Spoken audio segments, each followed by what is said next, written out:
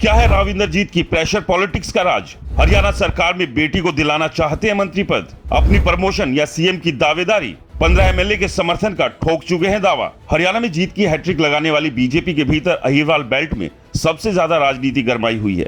इस इलाके से बीजेपी 11 में से 10 सीटें जीतने में कामयाब रही है। सरकार बनाने में इस इलाके का अहम रोल होने के कारण यहाँ के कद्दावर नेता और केंद्रीय राज्य मंत्री राविंदरजीत सिंह प्रेशर पॉलिटिक्स की राह पर चल पड़े हैं। नतीजे आने के बाद से ही राविंदरजीत सिंह पूरी तरह से एक्टिव है और चुनाव जीते 9 एमएलए उनसे मुलाकात कर चुके हैं। राविंदरजीत सिंह से जुड़े सूत्रों के मुताबिक उनके संपर्क में 15 से ज्यादा एमएलए हैं। ऐसे में राविंदरजीत सिंह किसी बड़ी मंशा को लेकर चल रहे हैं।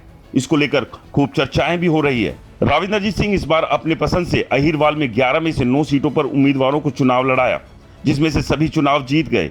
इसमें अटेली सीट से उनकी बेटी आरती राव भी शामिल है।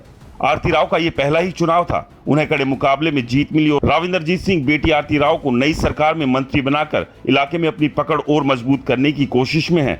बीजेपी अहिरवाल बेल्ट को इस बार 2 कैबिनेट मंत्री और 1 राज्य मंत्री का पद दे सकती है। राविंदरजीत सिंह की कोशिश अपने समर्थक विधायकों को ही इन पदों पर एडजस्ट करने की है।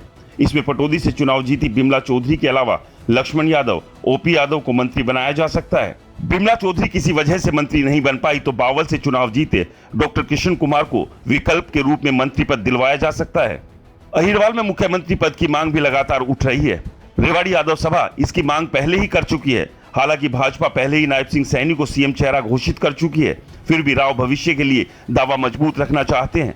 यही वजह है कि राविंदरजीत सिंह ने चुनाव प्रचार के दौरान कई बार सीएम पद पर दावा ठोका। नतीजे आने के बाद भी राविंदरजीत सिंह ने कहा, हमने 10 सीटें जिताकर अपना काम किया है, अब हाईकमान को इस इलाके के बारे में सोचना और फैसला लेना होगा। राविंदरजीत कहीं ना कहीं अपनी इस प्रेशर पॉलिटिक्स के जरिए अपनी बेटी को मंत्रिमंडल में एडजस्ट करने के साथ साथ भविष्य के लिए मुख्यमंत्री की अपनी दावेदारी को मजबूत रखना चाह रहे हैं। आपको क्या लगता है? कमेंट्स कर जरूर बताएं। रिपोर्टर जी चैनल को सब्सक्राइब नहीं किया है तो चैनल को सब्सक्राइब करना ना भूलें।